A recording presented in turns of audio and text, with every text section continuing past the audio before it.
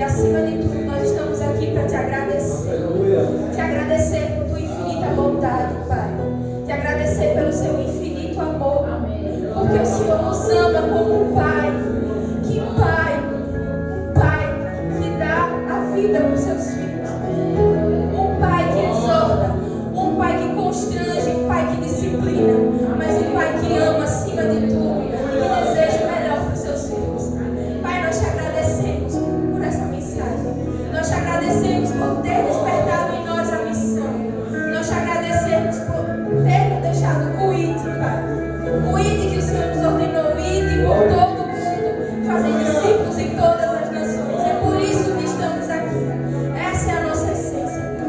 E nós te pedimos, no nome de Jesus, que fala aos nossos corações. Que essa palavra que primeiro me confrontou, venha confrontar os meus irmãos também. E venha, Pai, tocar em cada coração, assim como o Senhor me tocou. Que nesse momento a minha carne morra, que a minha carne desapareça.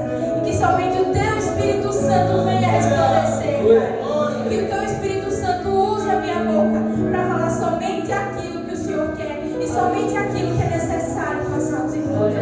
Em nome de Jesus, permanece conosco. Amém. Irmãos, pode sentar.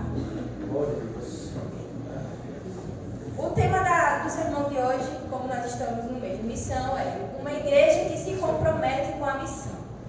Porque nós falamos muito de missão, nós falamos muito de missão externa, de ideias externas. Mas o que é que uma igreja precisa resolver internamente para ter uma boa missão? O que é que precisa ter, que é que a igreja precisa se comprometer para ter um ID bom, para ter um ID produtivo? Então nós vamos falar sobre a igreja de Corinto. A igreja de Corinto, na verdade, era uma cidade que era uma cidade como se fosse São Paulo. Era uma metrópole. Vinha gente, saía gente, era mercadoria, era aquela cidade famosa que todo mundo conhecia, e vinha gente de todas as nações, falando todas as línguas, vinha gente de todas as religiões. Então não era uma comunidade judaica, não era uma comunidade fechada ali com somente uma religião. Era uma comunidade aberta, que pessoas saíam e entravam com várias crenças diferentes. E é aí que está o desafio. Não é uma comunidade que as pessoas conhecem exatamente o perfil. Porque aqui em Laranjeiras nós conhecemos, não precisa ser um estudioso para saber qual é o perfil de Laranjeiras. Laranjeiras é uma cidade majoritariamente católica. Então a gente sabe como está lidando. Mas a igreja de Corinto, ela era plantada no meio de muitas outras crenças, de várias crenças diferentes, que era difícil ter uma coisa só. Mas a existência da igreja de Corinto era a prova de que não há nada impossível para Deus. Porque apesar de ser plantada em uma cidade extremamente diversa, em uma cidade extremamente livre, diferente, a igreja de Corinto lá, a igreja de Corinto existir, era a prova de que Deus, Ele é Deus. É a prova de que para Deus nada é impossível, que não há obstáculo intransponível para Deus. Então, Paulo, na carta aos Coríntios, ele confrontava. Paulo escreveu as cartas às igrejas e ele dizia que as igrejas precisavam melhorar. E Corinto já era uma igreja vitoriosa por esse ponto. Mas tinha alguns pontos que precisavam melhorar. Ela era rica em dons espirituais, mas ela precisava ainda mostrar esse potencial. Porque não adianta ter muito talento, não adianta a igreja ter muitas pessoas talentosas se a igreja não mostra esse talento para as pessoas lá de fora. Se a igreja não transparece esse talento lá de fora. Justamente por ter problemas internos que precisavam ser resolvidos. E o texto de 1 Coríntios 9, do 19 ao 23, revela a essência de um ministério comprometido com a missão. O apóstolo, ele fala aqui na prática o que é que ele fazia. Ele dizia: eu fiz-me escravo de todos para levar muitos a Cristo. Enquanto estive com os judeus, vivi como judeus. Então Paulo, ele estava dizendo aqui, foi assim que eu fiz. Enquanto eu estava com os judeus, eu me fiz judeu. Enquanto eu estava com os que seguem a lei, eu me fiz com os que seguem a lei. Paulo, ele sabia o que fazer. Paulo, ele estava instruindo, dizendo assim, vocês têm muitos talentos, mas vocês estão deixando a desejar no principal, que é a missão.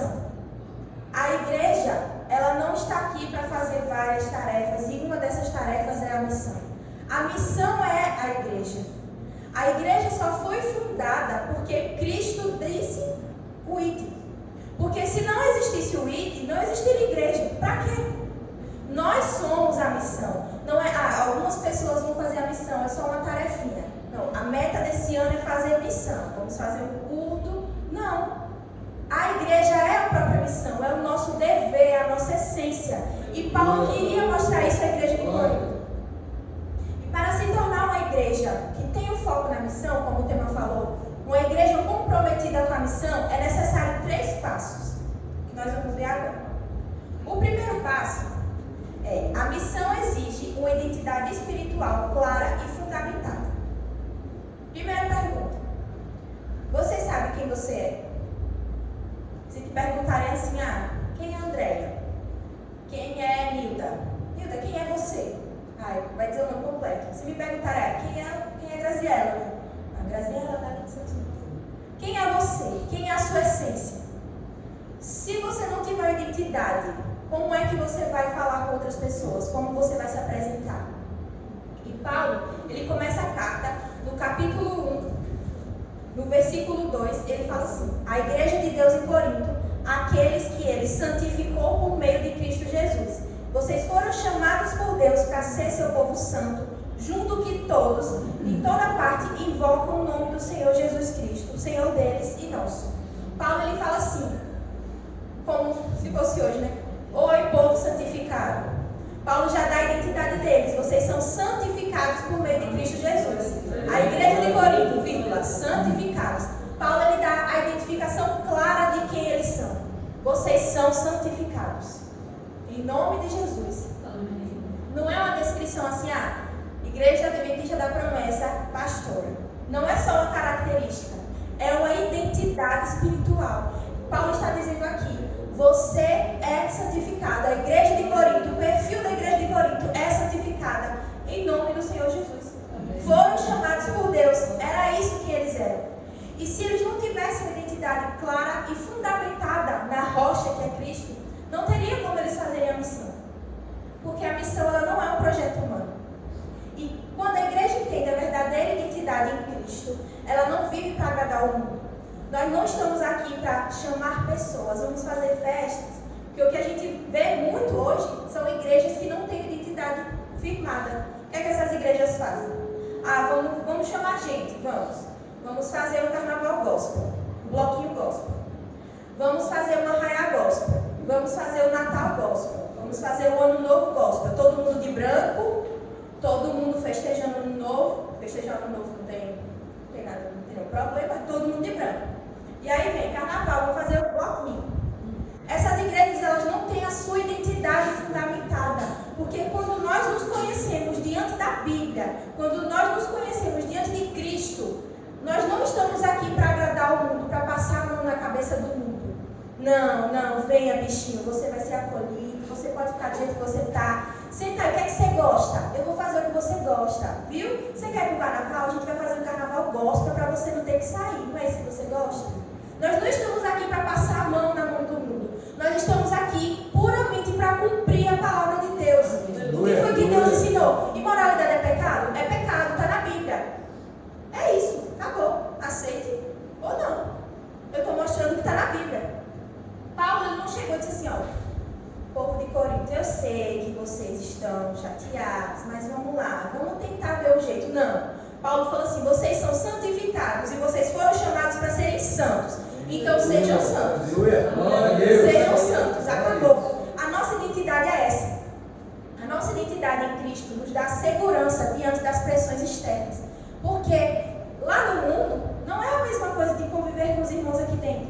Aqui todo mundo tem certamente, eu tenho a mesma ideologia. Por exemplo, aqui ninguém come carne de porco. Nós sabemos o ponto doutrinário da nossa igreja.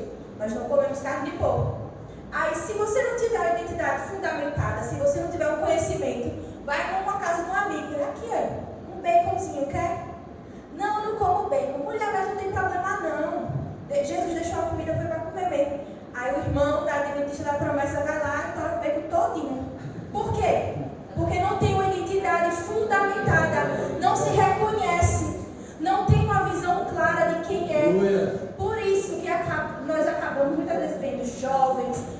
idosos, mulheres, qualquer pessoa é cristã, mas por que essa pessoa está na festa? Por que essa pessoa está com uma garrafa de cerveja na mão? Por que essa pessoa está ouvindo músicas seculares? Por que essa pessoa está convivendo, fazendo danças seculares? Por quê? Porque essa pessoa, quer dizer que essa pessoa, ela é um pé da igreja de todo mundo, é um crente Raimundo, não sei o quê. É porque essa pessoa é um cristão que ela não tem uma identidade fundamentada. Quer dizer que essa pessoa lá não sabe quem ela é. Lá em Filipenses 1, 21, Paulo fala assim: pois para mim o viver é Cristo e o morrer é lucro. Se eu continuar vivo, posso trabalhar e produzir fruto para Cristo. Na verdade, eu não sei o que escolher. Paulo estava falando aqui: eu sei quem eu sou. E eu sei que se eu morrer, vai ser lucro para mim. E se eu viver, também vai ser lucro para a obra. Então, Paulo estava aqui provando quem ele era. Ele sabia quem ele era. Mas a igreja de Corinto, ela estava com esse problema. Ela era rica em dons espirituais, mas falhava em santidade e unidade. Lá em 1 Pedro capítulo 1, versículo 16, diz: sejais santos porque eu sou santo. As escrituras dizem: sejam santos porque eu sou santo. O apóstolo nos ensina: o poder da missão não é apenas você ir. O poder da missão não é apenas você ter um talento para ir. Se você não santificar antes, se você não tiver uma identidade, se você não tiver aquela santidade, não vai adiantar você sair. Não é apenas uma exigência moral. Isso aí era da época da minha avó, muita gente fala, né? Esse negócio de santidade é da época da minha avó. Isso aí não existe mais não. Hoje em dia todo mundo está livre. Mas não. A santidade é a identidade da igreja. Porque quem criou a igreja era santo, imaculado, puro. Era o Cordeiro que se fez homem para ser morto no nosso lugar. E ele era santo.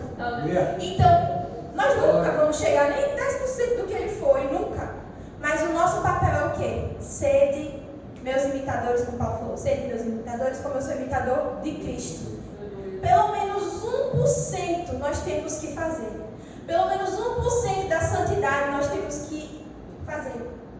Porque a santidade, ela não é aquela coisa de, não posso fazer isso, não posso fazer aquilo, eu tenho que ser assim, eu tenho que padronizar.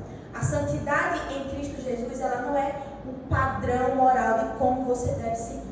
A santidade é o que Jesus Cristo nos ensina a viver diariamente, para ter uma intimidade com Ele. E se você não tiver intimidade com Cristo, se você não tiver uma amizade com Cristo, se você não entender de quem você é servo, não tem como você anunciar. Como é que você vai apresentar alguém que você não conhece? Você chega num lugar e chega outra pessoa chega junto com você. Você vai dizer: oi Saulo, esse aqui é o meu amigo, esse aqui é fulano. Você vai apresentar quem você não conhece. Para conhecer Jesus é necessário ter santidade. Para conhecer Jesus é necessário ter uma vida de intimidade com Ele. O compromisso missionário, ele não é: vou para a África, vou para a Europa. O compromisso missionário não é você fazer, vou montar uma base agora.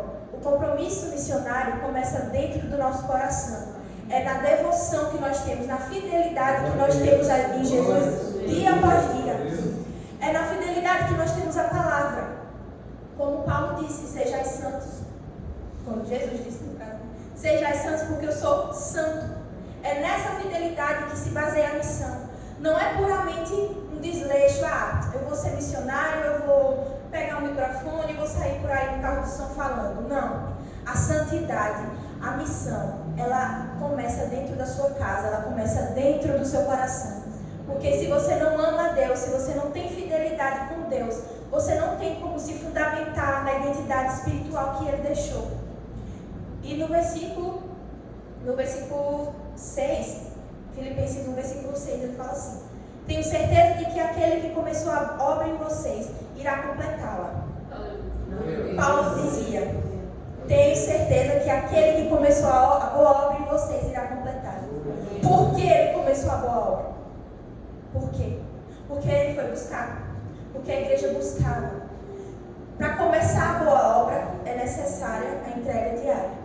Então, sem entrega diária, sem santidade, não existe missão. Amém? Amém.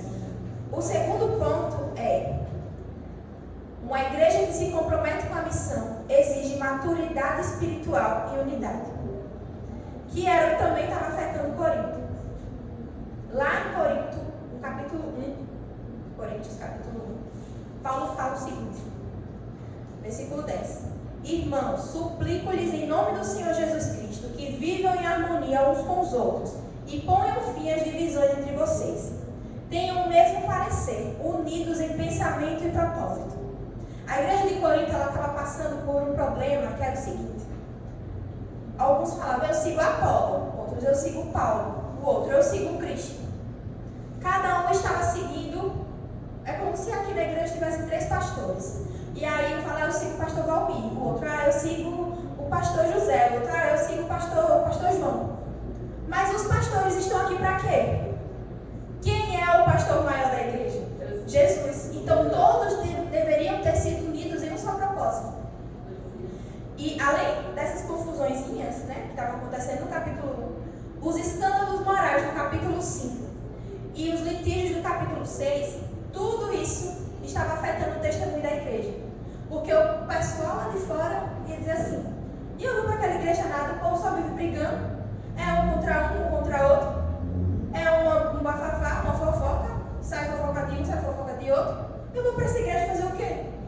Qual é o testemunho que os irmãos aqui da igreja estão dando para o pessoal lá de fora? Porque a missão ela vai começar daqui de dentro, como eu falei. A unidade ela vai ser aqui. O pessoal lá de fora, eles vão olhar e vão dizer assim, que povo unido. Que família linda. Eu queria participar, eu queria ter esse vínculo, eu queria ter esse contato. Mas se eles passam aqui, aí vê todo mundo, acabou o culto, um vai para um canto, outro vai para o outro. Acabou. Aí de vez em quando vem, encontra com fulano na rua. Estou brigada com a irmã da igreja. Aí fala, sai daqui e vai falar uma coisa para o povo de fora. Vai falar o que aconteceu aqui, vai falar para o povo lá de Aracaju. Como é que essas pessoas vão se interessar pelo evangelho se os próprios irmãos não estão dando testemunho de unidade? Que tipo de unidade nós estamos dando testemunho? No capítulo 13, Paulo apresenta o amor, que é aquele versículo que todo mundo lê na maioria dos casamentos, né? O amor é paciente, o amor é bondoso. Mas Paulo aqui ele está se referindo à igreja. Paulo fala assim, o amor não é ciumento nem presunçoso, não é orgulhoso nem grosseiro, não exige que as coisas sejam à sua maneira, não é irritável nem rancoroso, não se alegra com injustiça, mas sim com a verdade. O amor nunca desiste, nunca perde a fé, sempre tem esperança e sempre se mantém firme. Quando Paulo fala assim, o amor não é ciumento nem presunçoso, não é orgulhoso nem grosseiro, Paulo estava se referindo justamente ao que estava acontecendo lá em Corinto, que era essa falta de união entre os irmãos, era a falta de amor, de união. Eles estavam tendo ciúme. Paulo falou, o amor não é ciumento, se você tem ciúme você não ama. O amor não é orgulhoso, se há orgulho na relação não há amor verdadeiro. E Paulo estava falando, irmãos, vamos amar, gente, vamos amar. O amor é a motivação, o combustível e a própria essência da missão. Como a diaconisa Ana Lúcia falou na lição, ela falou, gente, vamos ter amor, nós precisamos de amor pelas almas. Mas primeiramente, o amor ele tem que nascer daqui de dentro. Se nós não temos amor com os irmãos, como é que nós vamos ter com almas lá de fora? Se com os nossos irmãos, que nós sabemos que vamos morar eternamente com eles, mas não estamos tendo amor, que moral eu tenho para ir lá para fora dizer que eu amo uma vida, que eu amo uma alma que não se entregou ainda para Jesus? Então, primeiramente, eu tenho que amar o meu próximo, primeiramente, eu tenho que amar o meu irmão, eu tenho que mostrar essa unidade aqui dentro, para depois ir lá, para você estar taxado de hipócrita. Porque alguém vai chegar lá para um cristão e dizer, um homem passa aí bêbado, cai no meio da rua, não, eu te amo, Jesus mandou te amar. Aí o seu irmão que esqueceu da paz do Senhor da semana passada, você, estou com ódio da cara dele. Não bate. As coisas não batem. Se você diz que ama a pessoa lá de fora, é seu dever, é o seu papel amar primeiro as pessoas aqui de dentro. Independente de qualquer coisa. Paulo disse, se eu falasse a língua dos homens e dos anjos, mas não tivesse amor, seria como um sino que ressoa ou como um símbolo que retira. Não adianta a pessoa aqui ser talentosa, fala em línguas, a pessoa ora, a pessoa jejua, mas não tem o amor, não tem aquele cuidado com os irmãos, não tem a paciência que o amor exige. É uma pessoa orgulhosa, é uma pessoa que entra e sai do mesmo jeito que sai, entrou daqui na igreja, terminou tudo, vai embora. Não tem aquele carinho com os irmãos. Sem a unidade, sem a maturidade espiritual, não tem missão. A unidade, ela não significa uniformidade. Eu estou aqui falando de unidade, de ser unido, mas não é que todo mundo, o pastor aqui chegar a dizer, os irmãos, todo mundo sim, todo mundo sim. Todo mundo não, todo mundo não. Não é dizer sim ou não para todo mundo que alguém falar, para tudo que alguém falar. Não é eu chegar assim, irmãos, eu tenho essa ideia, todo mundo concorda e todo mundo dizer que concorda. Isso não é unidade, não. Unidade é mesmo nas diferenças nós respeitarmos. Unidade é nós termos paciência para ouvir as ideias diferentes que os irmãos têm, sem necessidade de briga, sem necessidade de discussão. Como a gente falou aqui na lição, cada crente possui dons. Cada crente possui temperamentos diferentes. Alguns têm um temperamento mais parecido com Paulo, outros têm um temperamento mais parecido com Pedro, outros têm um temperamento mais parecido com Jesus, é manso. Outro não, outro já quer alguém falar, não concordei, já quer pegar uma espada e cortar a orelha. Cada irmão tem o seu temperamento, mas isso não significa que a igreja não está unida. O que significa que a igreja não está unida é quando nós deixamos de ouvir. É quando nós deixamos de entender o lado do outro. É quando a gente deixa a nossa opinião, o nosso querer, o nosso ser prevalecer acima de tudo. Nós estamos aqui porque Deus nos chamou. Nós estamos aqui porque Deus tem um propósito na nossa vida. E lá em Efésios 4, coloca aí só, por favor, versículo 11 e 12.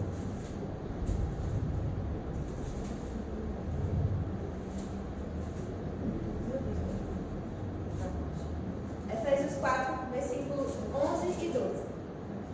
Ele designou alguns para apóstolos, outros para profetas, outros para evangelistas, outros para pastores e mestres. Eles são responsáveis por preparar o povo santo para realizar sua obra e edificar o corpo de Cristo. Aí no versículo 16, no mesmo capítulo, ele faz com que todo o corpo se encaixe perfeitamente e cada parte, ao cumprir sua função específica, ajuda as demais a crescer, para que todo o corpo se desenvolva e seja saudável em amor. Amém. Vou repetir só essa última parte. Para que todo o corpo se desenvolva e seja saudável em amor. Amém. Quando a igreja amadurece espiritualmente, ela entende as diversidades. Quando a igreja tem maturidade espiritual, ela entende que as diversidades vão ajudar no crescimento da igreja. Não é uma questão de orgulho, não é uma questão da minha opinião não ser ouvida, da opinião de Marília ser mais ouvida que a minha. É uma questão de entender, de ser maduro para dizer assim, qual é a melhor ideia para o crescimento da igreja? Qual é a vontade de Deus para o crescimento da igreja? A ideia de Marília se encaixou? Ótimo, vamos fazer a ideia de Marília. A ideia da diaconisa Elisângela é melhor? Vamos fazer. E não aquela coisa de, mas a minha não foi ouvida, eu nunca sou ouvida, a minha nunca é a melhor. Porque a partir do momento que isso acontece, a igreja ela se dissipa. A igreja ela se despedaça. No nosso corpo, nós temos músculos voluntários e os involuntários. Os involuntários, eles não têm vontade própria. Eles só estão ali para ajudar. Eles só estão ali porque entendem, tecnicamente eles entendem, que sem eles não teria movimento. Então, mesmo aqueles que estão ali escondidos, eles estão ajudando no movimento. Mesmo aqueles irmãos que não estão na frente, eles estão ajudando no crescimento da igreja, por causa justamente da diversidade. Foi para isso que Deus nos criou. Porque se fosse para ser todo mundo igual, Cristo pegava um molde, fazia assim, pronto, todo mundo igualzinho, todo mundo robô. Imagine todo mundo da terra com um tipo de personalidade. Como nós seríamos pregadores da palavra? Como nós seríamos pregadores em vários países diferentes? Porque do jeito que o pastor Cristo está lá na África, é a personalidade dele. Eu não seria capaz, só Jesus mesmo. Para dizer assim, vá. Tem gente que não tem esse dom, esse talento. Como o pastor estava falando mesmo na lição. Chegar alguém aqui falando inglês na minha frente, eu choro. Porque tem gente que não tem esse talento. Tem gente que fala bem, que fala muito bem, fluente, que o que colocar na frente dele, chinês, japonês, inglês, francês, ele fala. Foi para isso que Deus nos criou. Deus nos criou para sermos diferentes e juntos, em unidade, realizar a obra dele. Amém. O terceiro ponto é: a missão exige entrega sacrificial e urgência. Entrega sacrificial e urgência. Por que será que Paulo falou isso? Vamos lá. Atos 20 e 24. Vamos ver. Sabe qual é que falou? Colocou? Mas a minha vida não vale coisa alguma para mim, a menos que eu a use para completar minha carreira e a missão que me foi confiada pelo Senhor Jesus, dar testemunho das boas novas da graça de Deus. Em 1 Coríntios 9, do 19 ao 23, Paulo ele nos dá o exemplo de como ele abriu mão da vida dele. Ele fala assim, ele fala que quando estava com um grupo, ele se fazia daquele grupo. Quando ele estava com outro, ele se fazia daquele outro grupo. Não é que Paulo ele era oportunista, ele estava ali com vários grupinhos querendo se inserir, não. Eu vou aqui estar no grupo de pessoas que têm dinheiro porque eu quero dinheiro deles. Eu estou no grupo de alguém que tem muito contato porque eu quero ser um político. Não é que Paulo era oportunista. Paulo ele era estrategista. Paulo ele usava o conhecimento que Deus tinha dado para ele para se inserir em diversos grupos para cumprir o ídolo. A missão, ela não é uma tarefa opcional da igreja, como eu já falei. Aqui diz que a missão é o impulso que nos move da nossa zona de conforto para a nossa zona de impacto. Porque quando Paulo fala que a vida dele não vale coisa alguma para ele, a não ser que ele use para cumprir a obra de Deus, isso é o impacto. Porque alguém fala assim, a minha vida para mim não vale de nada. A minha vida não é nada para mim. A minha vida eu uso para cumprir a missão que Deus me deu. Isso é o impacto que só a missão de Cristo causa. A entrega sacrificial de Paulo nos ensina que uma igreja comprometida com a missão, ela não vai buscar conforto ou privilégio. Uma igreja comprometida com a missão, ela não vai ficar só aqui. Não, agora a igreja tem ar-condicionado e eu não vou sair daqui. Vou ficar aqui, todo culto vou fazer aqui. Não vou mais para o ID, porque se eu sair vai ser no sol quente. Eu não vou pregar debaixo do sol quente, porque vai me dar problema de pele, eu vou passar calor. Eu vou ficar no ar-condicionado. A igreja, ela não busca conforto. A igreja, ela busca impacto. Paulo, ele foi preso não sei quantas vezes. Os discípulos, eles foram presos várias vezes. Se eles estivessem buscando conforto, eles iam alugar o quê? Uma hospedaria, vamos alugar um hotel, uma caminha confortável. Mas Paulo escrevia as cartas de onde? Da prisão. Naquela época não tinha energia, naquela época não tinha notebook para Paulo escrever. Paulo não sabe lá, Deus, quando Paulo arranjava caneta, lápis, não sei como era, papel. Era desconfortável. Para a gente hoje, a gente ser levado a uma comunidade que não tem energia elétrica, uma comunidade que não tem água encanada, para puramente pregar o evangelho, é um desconforto. É só para cumprir a obra de Deus. E é isso que Paulo nos mostra. Paulo fala em Corinto, gente, é urgente fazer isso, porque a missão ela tem que ser cumprida. Na Bíblia diz que o Cristo não vai voltar até que todo mundo tenha ouvido a palavra dele. Então, de quem é esse papel? É nosso. A volta de Cristo depende da missão da igreja. A volta de Cristo depende de quem está fazendo tudo pelo Evangelho, de quem está indo nas comunidades, de quem está indo buscar o impacto ao invés do conforto. Porque é muito fácil chegar aqui e falar, mas eu não sei falar, eu não gosto de buscar, eu não gosto de ir atrás das pessoas. Se fosse para ficar no conforto, ninguém ia. Se fosse para ter esse impacto com outras pessoas, ninguém ia. Mas foi para isso que Deus nos chamou, Cristo nos chamou para isso. Para a gente ser impactado e impactar outras pessoas. Porque se eu só fizesse o que eu gostasse, seria muito bom. Vocês acham que Cristo queria mesmo? Ele foi rindo. Se entregar na cruz para morrer por nós. Se ele só fizesse o que ele gostasse, ele não estaria ali. Mas foi um sacrifício. É isso que sacrifício significa. Abrir mão de uma coisa em prol de uma maior. E foi isso que Cristo fez. Foi isso que Paulo fez. E era isso que ele queria que a gente aprendesse. Paulo diz, sede meus imitadores como eu sou de Cristo. Assim como Cristo se sacrificou. Paulo teve os sacrifícios dele. E nós temos que fazer os nossos sacrifícios. O nosso mal é querer que tudo venha de mão beijada, sem querer fazer sacrifício nenhum. Porque fulano foi embora, saiu da igreja porque ele quis. Não. E cadê o seu sacrifício? Você foi lá atrás, você está indo lá atrás. O que é que você está fazendo? A gente pensa assim, não, eu só vou fazer isso quando Cristo me ensinar. Eu não pego, eu não sei pegar. Você já tentou aprender? Você está se sacrificando para aprender? Você quer cantar? Você está se sacrificando para cantar? Tudo na obra de Deus exige uma entrega. Tudo na obra de Deus exige um sacrifício.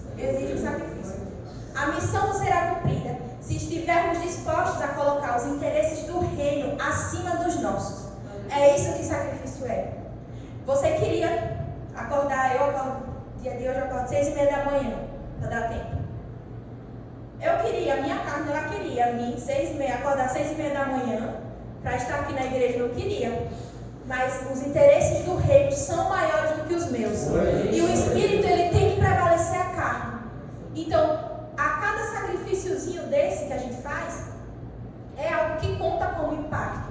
E é um impacto positivo. Porque as pessoas acham que realizar grandes coisas na igreja se resume a grandes obras. É fazer uma cura, é um livramento. Não. Cada sacrifíciozinho que a gente vai fazendo conta para a nossa vida espiritual. Porque no momento que, se eu fizer isso todo sábado eu estou com preguiça e eu vou dormir até tarde. Todo sábado eu vou perder a escola bíblica. Todo sábado eu vou perder a chance de aprender mais sobre o reino. Todo sábado eu vou perder o Espírito Santo usando a pessoa que está ministrando. Tudo isso porque eu não quero dormir, eu não quero acordar cedo. Eu estou na minha zona de conforto, eu não estou na minha zona de impacto. E é para isso que Cristo nos chama. Gente, vamos orar. Tem oração dia de terça-feira, vamos vir. Tem quarta-feira, o culto da família, vamos vir. Mas quarta-feira eu chego do trabalho cansado. Todo mundo que está aqui está cansado. Chega do trabalho cansado. É sacrifício. É sair da sua zona de conforto. Se não tiver um impacto, se a igreja ela não se preparar, não houver um impacto interno, não vai haver um impacto externo. O pastor mesmo pode falar, ele tinha lido também, ele pode falar sobre isso também. No presídio, eu vejo minha mãe lá falando. A semana antes do pessoal ir para o presídio é de muita luta. Não é assim, vamos para o presídio, vamos, marcou. Não, tem doença, é irmão cancelando, é irmão que está incapacitado de ir. Chega em cima da hora, aí dá algum problema. São várias potestades que se unem para não deixar que a palavra de Deus chegue à prisão. Não é simplesmente marcar uma coisa. É uma luta, é um sacrifício. São semanas e semanas de oração. São semanas e semanas de preparação, de jejum, para fortalecer o nosso espírito, para causar impacto naquelas vidas que estão lá dentro. E isso está funcionando. Amém. Mais de 40 pessoas, né, já aceitaram Jesus. Isso está funcionando. Porque estamos saindo da nossa zona de conforto. E estamos indo para a nossa zona de impacto. Agora imagine se isso fosse realizado em vários outros lugares. Não só na prisão. Se isso fosse um interesse, tem aí um projeto, mas se fosse consolidado nas escolas, nas comunidades, Várzea, Muçuca, Pedra Branca, Salina, várias outras comunidades. Se cada comunidade dessa, se a gente se juntasse, se fosse uma coisa que fizesse um impacto, se todos os irmãos se juntassem, tivessem união, se todos os irmãos tivessem maturidade espiritual, se todos os irmãos falassem assim, não, vamos nos comprometer com a missão. Agora a gente vai sair da nossa zona de conforto, agora eu vou. Porque é muito fácil a gente apontar e dizer, não, quem tem que ir é fulano. Quem tem que ir é a diaconisa Alessandra, que é do Ministério de Proclamação.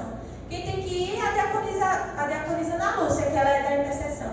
Quem tem que ir é o pastor, que é o líder da igreja. É muito fácil a gente apontar quem tem que ir, mas é muito difícil a gente apontar o dedo para si mesmo e dizer, eu preciso ir. Eu preciso. E é isso que nós devemos entender. Foi isso que eu entendi aqui com essa palavra. Eu preciso ir. Eu não tenho que apontar quem deve ir. Eu tenho que me preparar. Eu, primeiramente, tenho que sair da minha zona. E quando cada um de nós fizermos isso, aí a carta de Corinto vai ter valência para a nossa vida. Aí o que Paulo falou para eles vai valer para a nossa vida. Aí sim, nós estaremos aprendendo com ele. Para concluir, a igreja de Corinto, ela nos alerta sobre o risco de possuirmos dons, mas sem o compromisso missional. Não adianta você ser especialista em várias coisas e não usar para a obra de Deus. David Brenner era um missionário entre os nativos da América do Norte. Ele tinha 29 anos quando morreu, ele tinha uma saúde bem fraquinha. E uma coisa que ele falou era isso: eu não me importo em gastar, ou sem gasto, desde que Cristo seja glorificado e almas sejam salvas. A vida curta dele, mas cheia de impacto, ilustra a urgência missionária que somos desafiados a cultivar. O chamado para a igreja hoje é o mesmo de ontem: sermos um povo comprometido com a missão de Deus, abrir mão do nosso ego, abrir mão das nossas vontades, abrir mão da nossa zona de conforto e cumprir o ID para a zona de impacto. Cumprir o que Paulo falou lá em Atos 20 e 24. A minha vida não vai coisa alguma a não ser que eu a use para dar testemunho das boas obras de Cristo.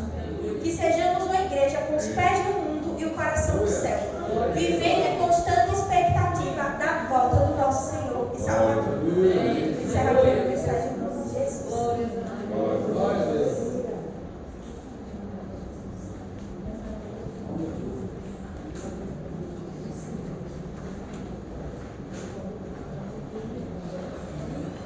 Glória a Deus, igreja.